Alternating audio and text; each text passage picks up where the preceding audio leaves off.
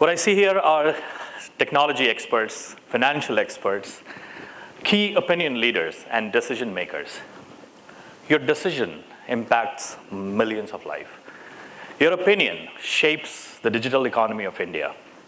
And it's an honor and a privilege to stand here and share my thoughts on the recently enacted Indian data protection law. Ladies and gentlemen, my name is Kumar Priyank. I'm the Chief Privacy Officer and CEO at DPDP Consultants. We will just dive into what this law says and how we are going to compliant about it. So I'll tell you about my journey, how it started. Way back in 2018, I co-founded GDPR Consultants with my founder. Those were the days I had very frequent trips to the European Union. And I've seen a paradigm shift in terms of how personal data were handled prior to 2018 and how it was handled after 2018. There was a major paradigm shift. The modus operandi of handling personal data gone through a significant shift. And that significant shift not only happened because there was a law, but also because there were sanctions. There were ramifications of non-compliance. When I was doing this, one of the questions that I always struggled with while meeting with our global clients and serving them with the compliance is, they used to say, you are from India. You're from the world's largest democracy, billions of people. Why don't you have a data protection law? You're dealing with much more personal data than anybody else, and you still don't have a legislation. And that question used to impact me, thinking that we are not there in the adequacy list of those countries where data can free, without restrictions. We don't have a data protection legislation, but not anymore. Here we have our Digital Personal Data Protection Act 2023, thanks to the Government of India and Supreme Court, that in August 2017, Supreme Court declared this, that we have a fundamental right to privacy, much to the like of freedom of life and freedom of liberty. We finally have our own data protection legislation. And now I can actually go back to the same customers and give them an answer that yes, we now have those legislations, we have that mechanism that we can come on the world's center stage with first world country and can tell them that yes, we provide the same level of safeguard as any other first level country in the world. Of course, there's a journey. We talk about the Supreme Court when they declared we have a fundamental right to privacy. It's Article 21, Section 3 of the Constitution. It became a constitutional right. And that's what I say when I talk about this law. A lot of confusion is there. This is not a standard. We're not talking about standard, we're talking about a law. We're not talking about an option, we're talking about obligations. We're not talking about choice, we're talking about compulsion. We're talking about not talking about directives, we're talking about regulation. This data protection law that was seeded because of the constitutional right took its journey to the JPC. Then the data protection bill came, and much to my surprise when I reviewed the bill, I realized it drew a lot of inspiration from GDPR, and that's where we started our DPDP Consultants initiative. I call them modern day privacy laws. A lot of modern day privacy laws are very similar. And of course, they follow a lot of footprints of GDPR. Reason? Because GDPR is probably the most stringent privacy law in the world. And when I look at India data protection law, I see a lot of replication. August 23, the D-Day, both Parliament passed this, President ascended it, and now we have one of our own India data protection law, and it impacts everyone. I call this an advent of data privacy era for India. Now, I always give an analogy that probably if you're not driving or you don't know how to drive, then you don't really have to care about the Motor Vehicles Act of India. You're not working, you don't have to worry about labor laws of India. But this right, it touches everyone. From a millionaire to a marginal person, from a homeless to a high net worth individual. Everybody under this law enjoys the same rights and the same duties. This law, when became effective, brought a lot of highlights that probably we were not acquainted with. We had a lot of acquaintance with IT Act 2000 and the data protection rules from other countries. But the reason I call them modern day privacy law is because they emphasize on 2 points. One, this law empowers you. I have an empowerment, and I can go back to any of the firm and ask them tell me the kind of data you hold about me. Why are you processing my data? Do you have my consent? If not, delete my data. And the empowerment comes from the fact that in case if they refuse or refute to my request, or apparently are in denial, I have my way to go to Data Protection Board of India, which is in the Constitution, and that board can go and further put financial sanctions on the company. When this law came, it puts a lot of stringent regulations on how the data will be collected, used, and processed. There will be lawful bases of collecting those data. It talked about robust rights, grievances that we now, or you, anybody else in this room as an Indian citizen, or data principles as we call them in the law, have it.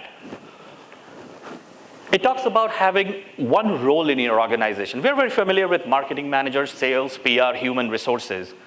Going forward, we will see every single organization who processes data to have one consent manager, person who will be registered with the board.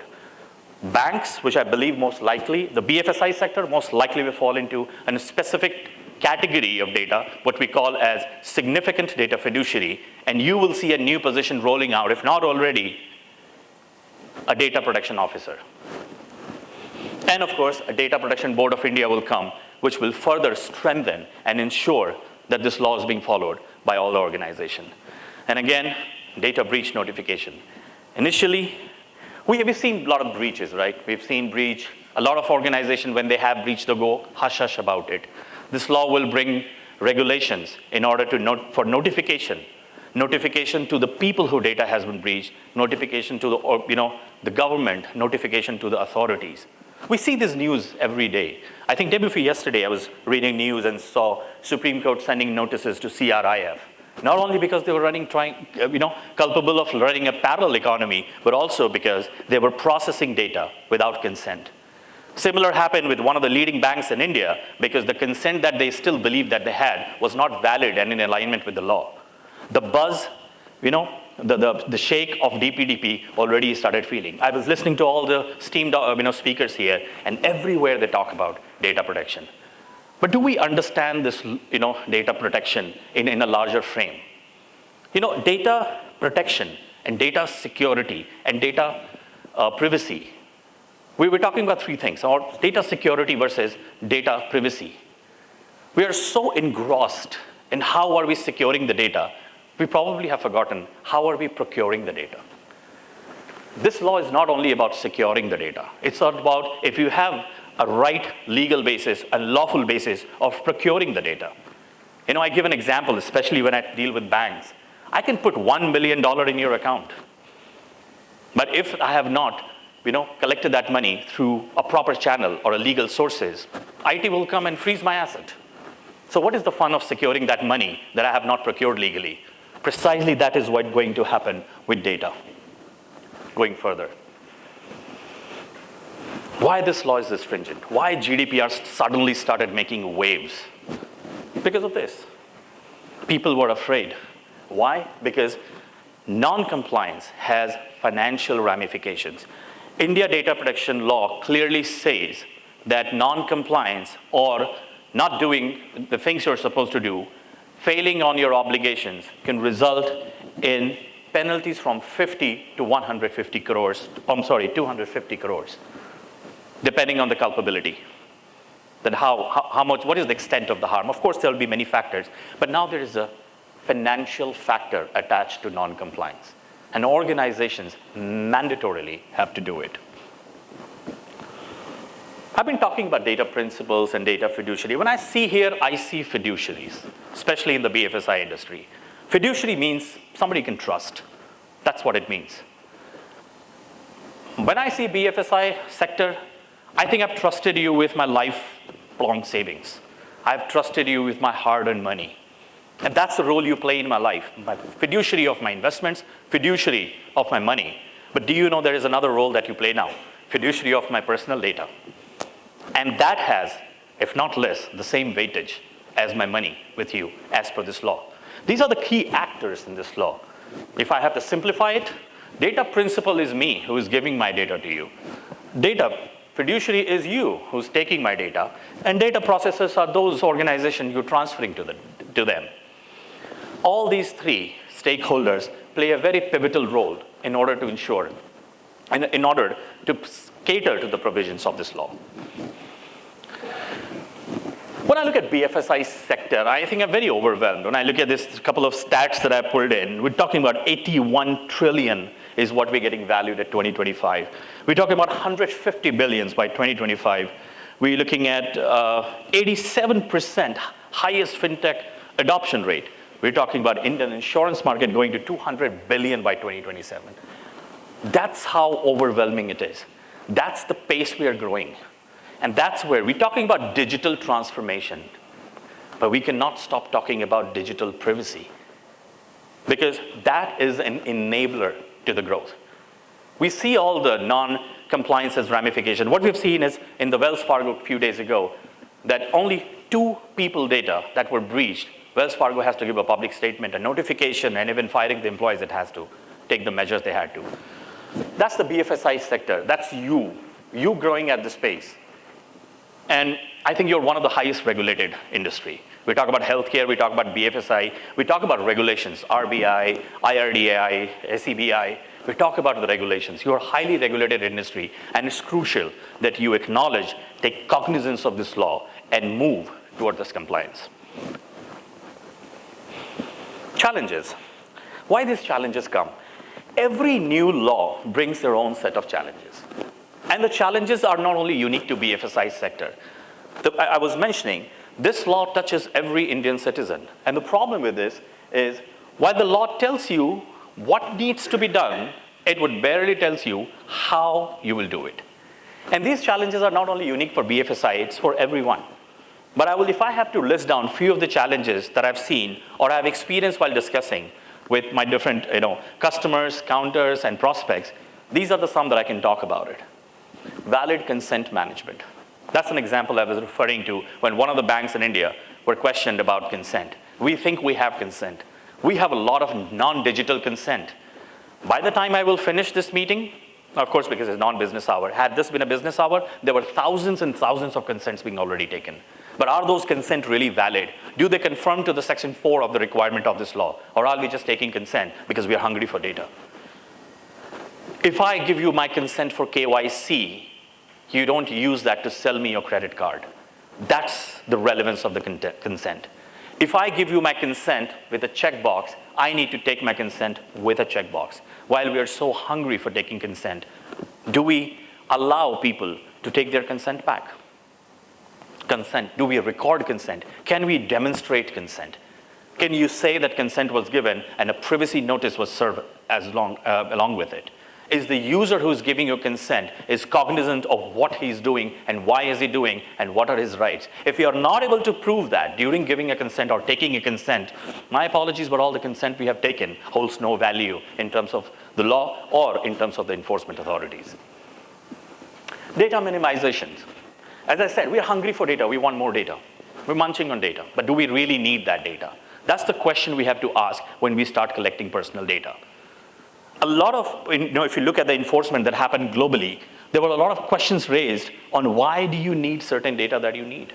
Can you deal with a little less? Are we using data for secondary purposes? These are the questions the BFSI sector is facing every day. I'm opening a saving banks. I'm getting a credit card. I'm getting a DMAT. I'm asking to create a wallet. Where is the consent? That's another challenge we have to take care in terms of data minimization. As I said, while I like these laws, these modern day privacy laws empower you. The moment the law becomes enforced, which is almost there, you will see flurry of data subject requests coming to you or data principal request. Delete my data, nominate my data, erase my data, do this with my data, give me a copy of my data. Why do you have access to my data? Withdraw my consent. I need a copy of my data. Whatever the law. Oh, I want to raise a grievance. I want to go to data protection board. You will be getting flurry of this request. The timelines are not framed yet, which we expect after Lok Sabha elections. But one thing is for sure, it has to be within a reasonable time. If you're not able to comply with it, we've seen what happened with other privacy laws of the world. 30 days, else I'm free to go and raise a complaint against you. That will be another challenge here. Now we all understand, and we are very cognizant of privacy. We are very, very cautious of handling the personal data the way it is supposed to be handled. But have we thought about third parties we work with? There's no point You being the most compliant company, if the company you're working with, or the vendors you're working with are non-compliant, end-to-end chain of the data has to be protected. You are responsible for your third party. Are we doing those assessments? Are we signing those contracts? Do we have data protection agreements? Do we have data protection addendums? What are our chances to audit the security and privacy framework of our third-party vendors? That will be another challenge. And not to mention, banks, as I said, most likely, and the BFSI sector will most likely fall into significant data fiduciary. We need to talk about impact assessment. The data that you have, how does it impact? What happens when it gets jeopardized? How are you going to create that risk? It cannot be on the papers. It has to be something actionable. Data is flowing all through your ecosystem. From the president of the company to the POS guy, everybody needs to know there's an element of security. It's not our data, it's someone else's data. That impact assessment, periodic audit, risk, mitigation. If not, keep it open, assign, close. Those are the usual challenges that I hear when I start speaking with my prospects or my customers in BFSI industry, and this is going to be a challenge. Now, while everybody talks about challenges and impacts and others, but do we talk about solutions? There are solutions. Solutions are mixed into two aspects, the technical control and the organizational control. The technical controls could be the best cybersecurity. I heard somebody talking about endpoint security. I heard somebody talking about the best cloud services, backups, DR, encryptions, anonymization, pseudonymization, masking, hashing, salting. You talk about all the technology. That's the technology control. What about organizational control? We at DPDP try to simplify some of these problems by bringing in some of the tools that can aid your data protection officer, that can take the transactional volume of your work in an automated fashion. Something like a consent manager that can collect, that can serve privacy notice, that can record, that can verify, that can refresh, that can opt out all the consent, and can give a management a great amount of insight in terms of what is the stage and state of your compliance when it comes to the only legal basis DPDP Act has allowed you to collect personal data. Consent. How many people really need to get a consent? What about the legacy data you collected prior to the enactment of the law?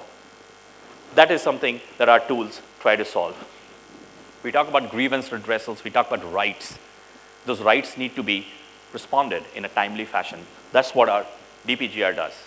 These are all suite of interconnected tools who talk to each other and facilitate an efficient personal data management practices.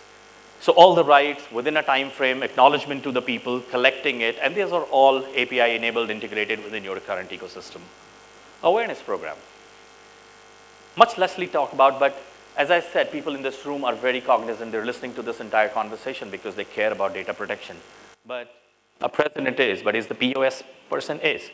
I already quoted the Wells Fargo example when two people went rogue. What is the due diligence? If you look at the worldwide enforcement on data protection laws, any enforcement that happened is because what they looked at, your due diligence, your efforts, your process, your methodology, your evidence. If they were in line, they said, all right, even NSA can be hacked, so anything can be hacked, but that due diligence, was that in the place or not? That is what it talks about. Data protection awareness program is something that we offer to the organization, ensuring that every person working understands that they are custodian of the data and they abide by the data protection principles. Of course, there are many. We have data protection impact assessment, which is a very orchestrated tool that helps you manage data protection impact assessment across your domains, across the ecosystem and realms of your organization. Obviously, there are others, register processing activity, audits, and much more. The idea that I'm trying to bring is security of the data is important, but how do you, as I said, secure the data is important, but procure the data is equally important. We have a law that we have to abide by. When we talk about these laws, everybody thinks about cost. What I've seen is people talk about data protection law is going to bring us complexity, complications, cost. But what we don't talk about is the solutions, collaborations, communications, and consulting. That's what we bring on the table. That is what our offering. We aspire to be a country, so the next time I go back and meet the counterparts in the US or in the EU, I can proudly tell them that we are one country who handles data ethically, we have those safeguards, and we are now going to be one of the country which will soon fill into adequacy. I can talk about it. I will love to talk privacy. My team is on the ground. We have a stall where you can come and talk more about privacy.